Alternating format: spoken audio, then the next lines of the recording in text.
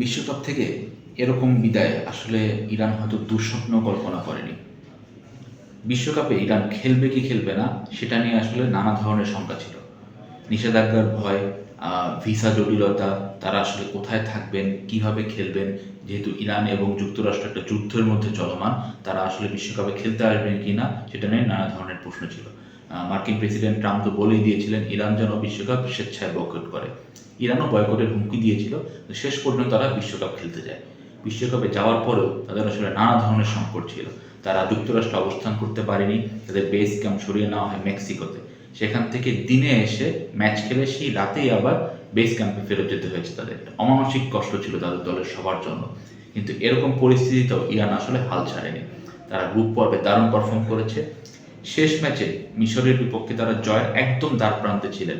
মানে শেষ মুহূর্তে গোল করলেও ইরান আসলে তখন উল্লাসে মাতোয়ারা, যে না, আমরা সরাসরি নকআউট পর্বে যাচ্ছি। কিন্তু বিধিবাম একদম শেষ মুহূর্তের এই গোল বাতিল হয় ভিআরে, এবং আমরা যদি দেখতে পাই যে খুবই সামান্য ব্যবধানে আসলে অফসাইড হয়েছে। তো এতে আসলে কপাল পড়ে ইরানের। তবুও ইরানের স্বপ্ন একটু টিম টিম করে জ্বলছিল, সেটা আলজেরিয়া এবং অস্ট্রিয়া ম্যাচের জন্য। এই দুই দল আজকে মুখোমুখি হয়েছিল যে গ্রুপে। সমীকরণটা ছিল এরকম যে অস্ট্রিয়া এবং আলজেরিয়া, যে কোনো এক দল যদি জিতে যায় তাহলে ইরান এই পাশ থেকে সেরা তৃতীয় দলের একটি হয়ে পরের রাউন্ডে যাবে। কিন্তু যদি ম্যাচটা ড্র হয় তাহলে আলজেরিয়া এবং অস্ট্রিয়া দুজনই যাবে, ইরান বাদ পড়বে। তো এরকম সমীকরণে যখন আলজেরিয়া এবং অস্ট্রিয়া মুখোমুখি হয়, ম্যাচটা কিন্তু জমজমাট হয়েছে। মানে দুইবার এগিয়ে গিয়েও আসলে পিছিয়ে পড়ে সব মিলে 2-2 সমতা ছিল। ম্যাচের একদম অন্তিম মুহূর্তে 94 মিনিটের মাথায় গোল করেন রিয়াদ মাহরেজ, এবং আলজেরিয়া জয়ের একদম তার প্রান্তে পৌঁছে যায়। ওদিকে ইরান শিবিরও ছিল আনন্দ যে না, তারা আসলে শেষ পর্যন্ত বিশ্বকাপের নকআউট পর্বে যাচ্ছে। কিন্তু তাদের স্বপ্নটা এমনভাবে ভাঙলো, শেষ বাঁশি বাজার কয়েক সেকেন্ড আগে ম্যাচে সমতা আনে অস্ট্রিয়া। অস্ট্রিয়া আসলে বাদ পড়ার দ্বার প্রান্ত থেকে চলে গেল নকআউট পর্বে, এবং একই সাথে বিদায় ঘন্টা বাজলো ইরানের। তো ইরান আসলে পুরো বিশ্বকাপে যে ধরনের কষ্ট করেছে, তাদের আসলে নকআউট পর্বে যাওয়া অবশ্যই উচিত ছিল। শেষ পর্যন্ত তারা বাদ পড়লো। তাদের এই বাদ পড়ায় সামাজিক যোগাযোগ মাধ্যমে আসলে নানা ধরনের প্রশ্ন উঠেছে। অস্ট্রিয়া এবং আলজেরিয়া আগেই জানতো ম্যাচটা যদি ড্র হয় তাহলে তারা দুই দলই চলে যাবে। অনেকে বলছেন যে ইরানকে বাদ করে দেওয়ার জন্য অস্ট্রিয়া এবং আলজেরিয়া একটা সমঝোতা করে তারা আসলে ম্যাচটা ড্র করেছে। এটা আসলে হয়তো কাগজে কলমে প্রমাণের কোনো উপায় নেই, কারণ দুই দলই কিন্তু ভালো ফুটবল খেলেছে, তারা গোল করার চেষ্টায় ছিল। শেষ মুহূর্তে গিয়েও আলজেরিয়া জয়ের চেষ্টা করেছে। তো এটা আসলে বলার উপায় নেই যে তারা আসলে সমঝোতা করেছে, এটা আসলে বলা উচিত হবে না। কিন্তু ইরান সমর্থকরা কিংবা নিরপেক্ষ অনেক ভক্তই বলছেন যে ইরানকে বাদ দেওয়ার জন্য এই ধরনের একটা নাটক সাজানো হয়েছে যে দুই দলই ড্র করবে, যেহেতু সমীকরণটা তারা আগেই জানতেন।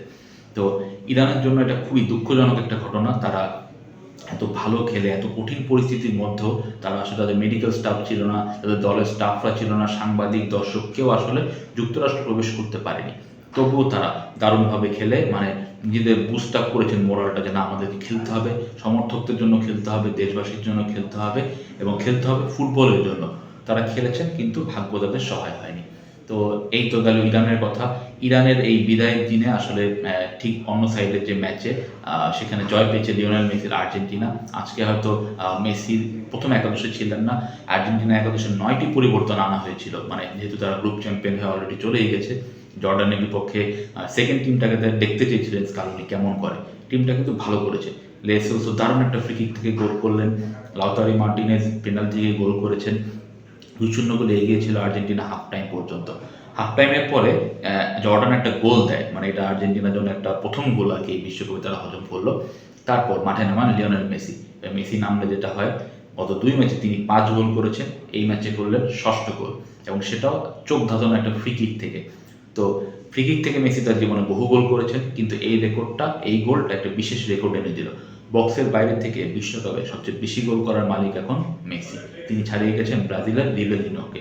মেসির এখন গোল 6টা বক্সের বাইরে থেকে, এবং এই গোলে মেসির গোল সংখ্যা দাঁড়ালো বিশ্বকাপে 19টা। এবং একই সাথে বিশ্বকাপের ইতিহাসে টানা 7টা ম্যাচে গোল করার একমাত্র ফুটবলার হলেন লিওনেল মেসি।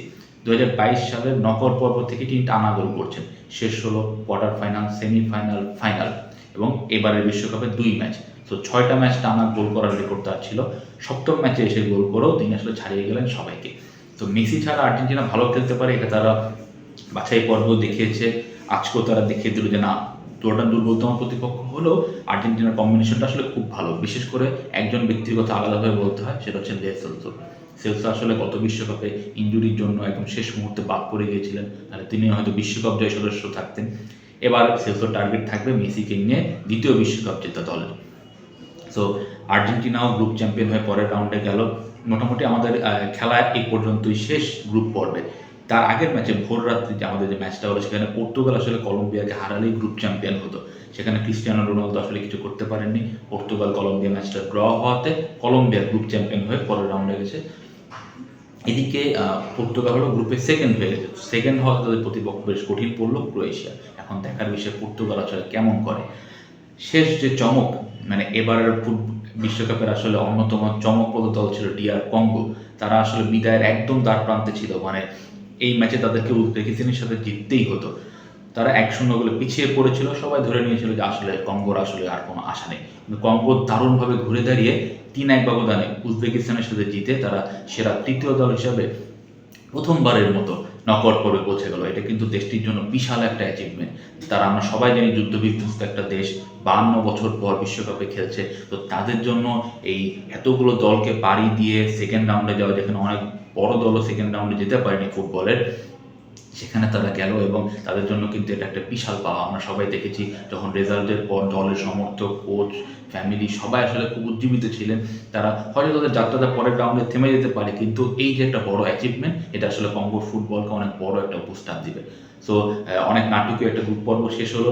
আজ রাতে দক্ষিণ আফ্রিকা ও কানাডার বিপক্ষে ম্যাচ দিয়ে শুরু হচ্ছে আমাদের রাউন্ড অফ 32। তো এই রাউন্ড অফ 32 শেষে আসলে কে শেষ 16তে যাবে সেটা আমরা বুঝতে পারবো আর 4-5 দিন পরে। তো দেখা যাক ফুটবল আসলে কোন 16 দল এই রাউন্ড অফ 32-এর বাধা পার হয়ে পরের রাউন্ডে যেতে পারে।